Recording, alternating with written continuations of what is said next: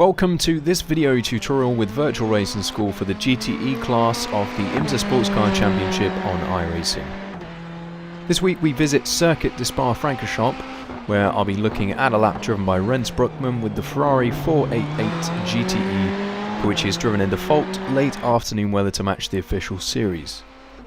I'll play the lap in full for you first before going into further analysis.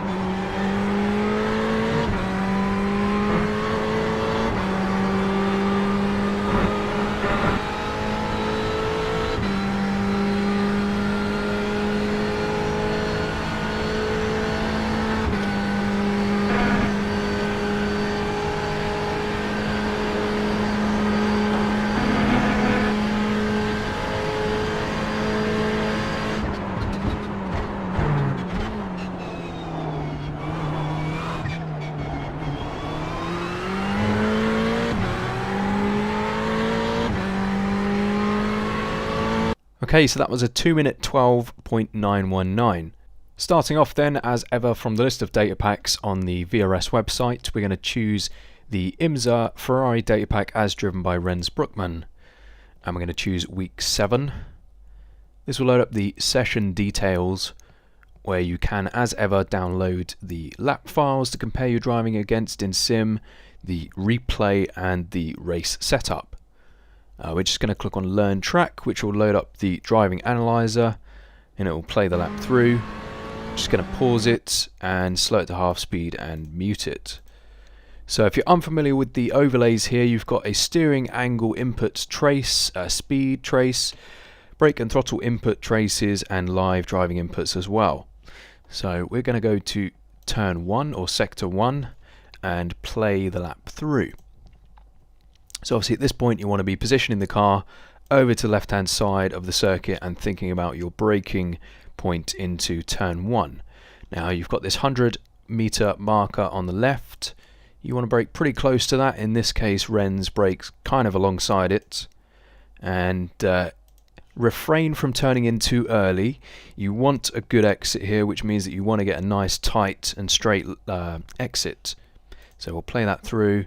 So it turns in fairly late, all the way down into first gear, and you'll notice that he was only braking about sort of 60-70%, which is threshold braking. The car doesn't have ABS, and as he turned in, more importantly, he bled off the brakes to avoid locking up an inside wheel, and we can see that he brakes all the way into the apex ever so slightly, nicely trail braking in there.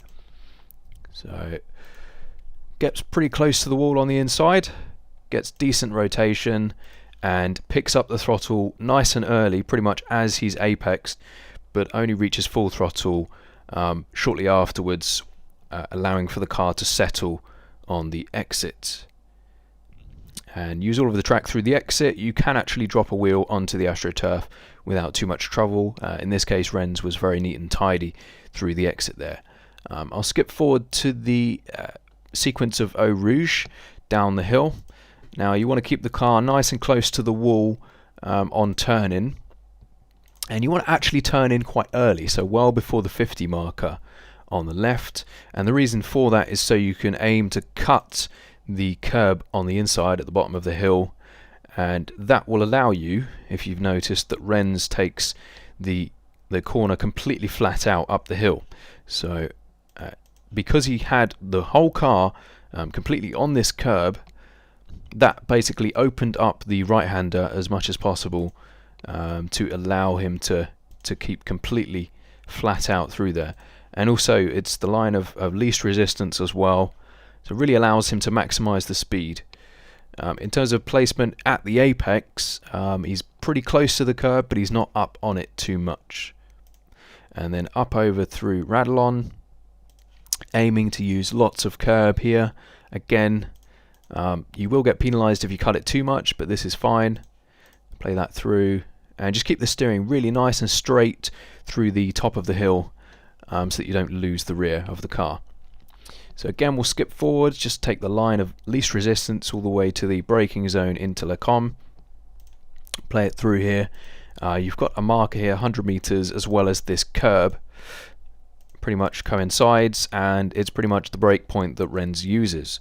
So again, threshold braking, it's going to be about 65%. Any more than that and you'll risk locking the wheels. Don't turn in too early, keep the car out wide for quite a long time, and the reason for that is you want to open up the chicane as much as possible.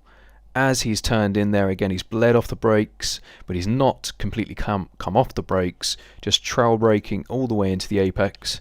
And you can see that he's being really liberal with the curb usage, so you can really attack these first two curbs, take a nice straight line across them.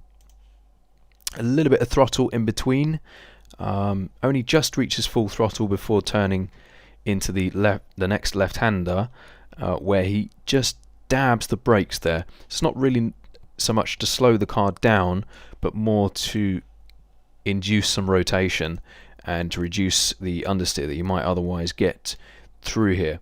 And again, using a lot of curb there, all the way up on the curb.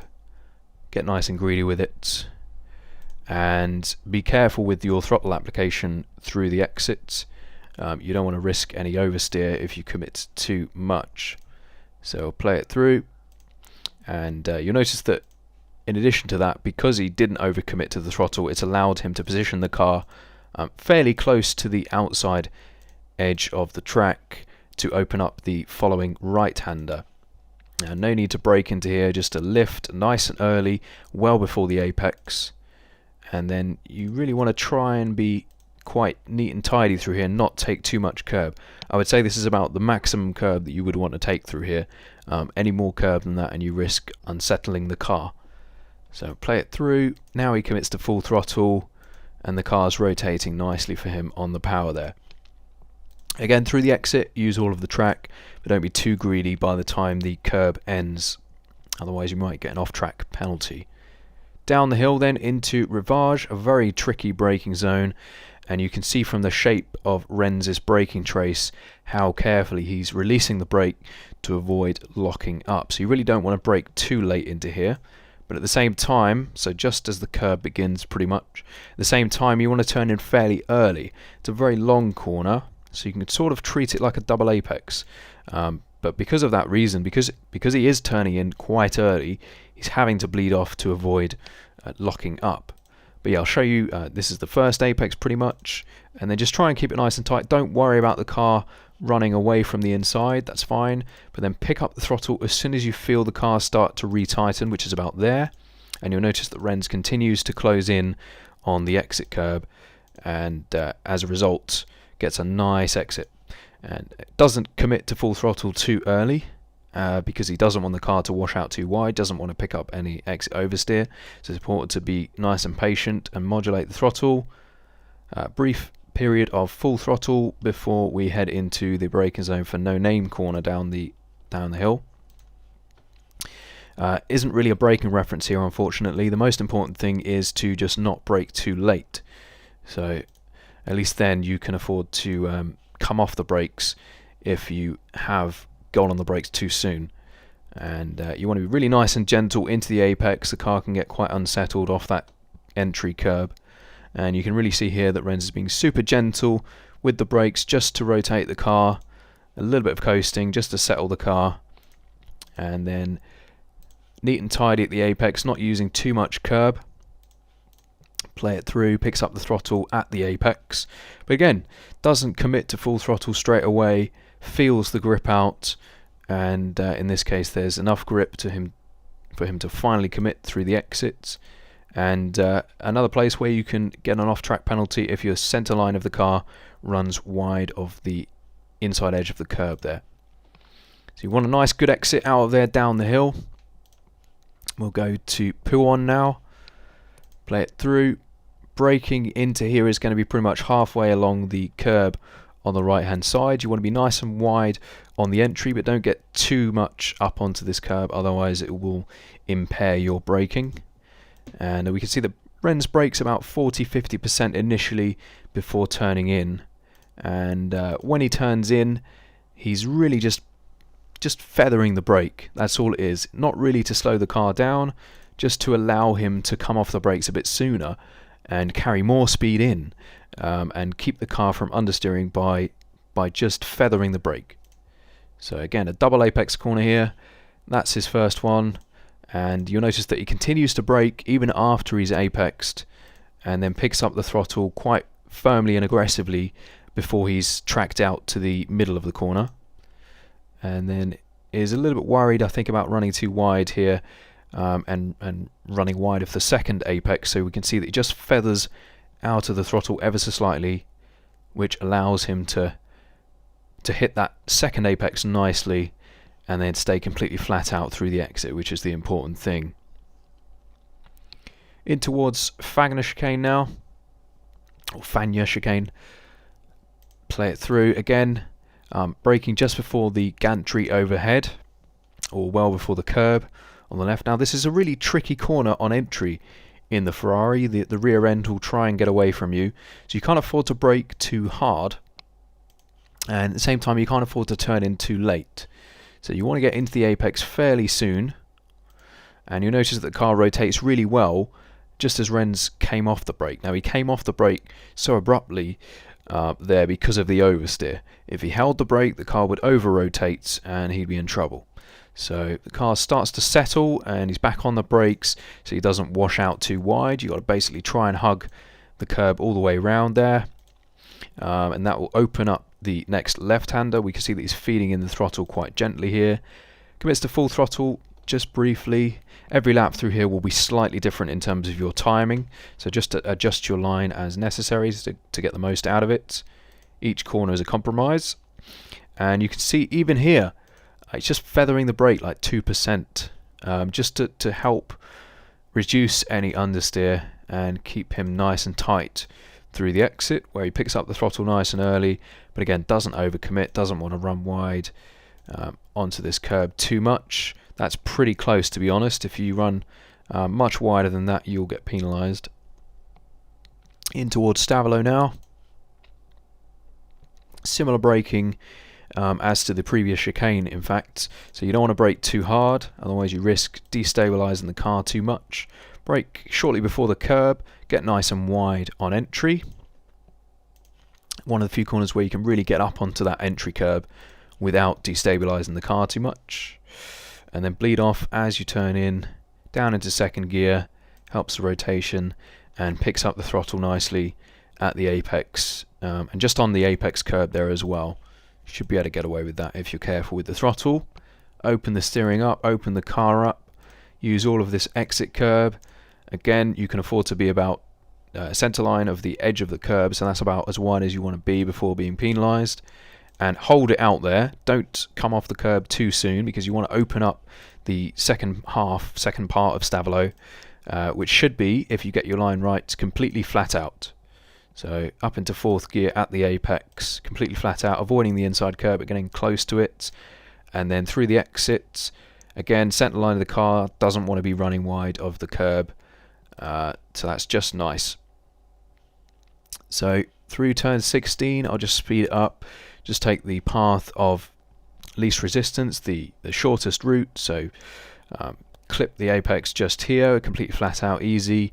In fact, Blanchimont is going to be flat out, provided that you position the car well on entry. So you want the car nice and far to the edge of the circuit, and we'll play it through. It's going to be completely flat out, just slow it down.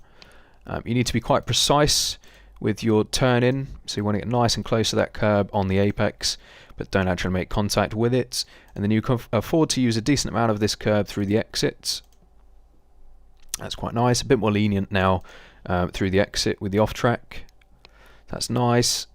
And then bring the car gradually back over to the left hand side for the best position for braking into the bus stop. Now you can see that when Rens does start braking, in terms of a reference, there's going to be a 150 marker. He'll be braking just about on there. You can afford to brake a tiny bit later than that, I think.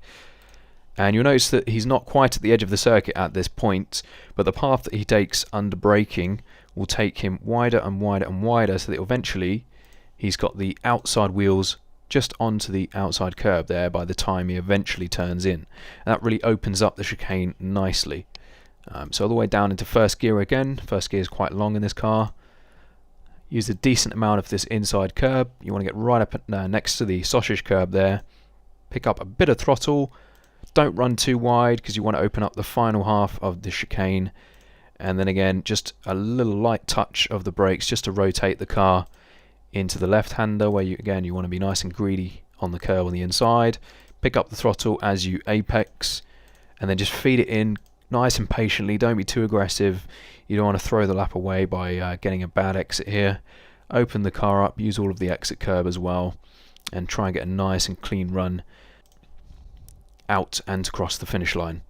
Okay, so before we finish up, I'll just show you a quick comparison between one of Rens's earlier slower laps and the data pack lap. So I'll go to driving stats for this, and Rens is obviously a teammate of mine, so I'll choose him from the drop down, and we'll select the same session for which he uploaded the data pack, and we'll scroll down and we'll look for a slower lap earlier on. I think we'll actually go with his first flying lap, which was a 2 minute 14.4.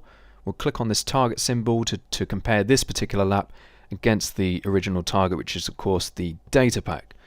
And we're just going to find the biggest opportunity for improvement in terms of sector, which is going to be, this will be the bus stop chicane, and we'll play this through and we'll try and understand why the slower lap was indeed slower.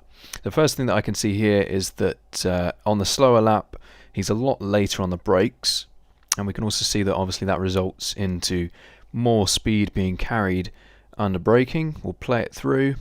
Nothing is really that dissimilar at this point. And then, okay, so now he's turning in. Right, so on the slower lap we can really see that he's run much wider, and we'll just take it out here. So yeah, the slower lap, he's 2.08 meters wider of the data pack lap at this point. We'll play it through. Nearly actually reaches 3 minutes, so it's completely offline, completely missed the apex there as a result of braking too late. Obviously early on in the stint, or early on in the session, he's experimenting with brake points, and obviously that was a bit too late. And we can also see a little bit more braking just around here. As a result, he's had to slow the car down more, obviously compromised into the left-hander, has to have a much slower apex. He's 6 kilometers an hour down at the next apex, and we can see the time lost through the exit in the time delta chart. You can find all setups, replays and telemetry for your own use and analysis on virtualracingschool.com, where you can also book coaching, including group classes with world champions from the likes of Koanda Simsport. Good luck for this week, and feel free to post any questions or comments below. Thanks for watching.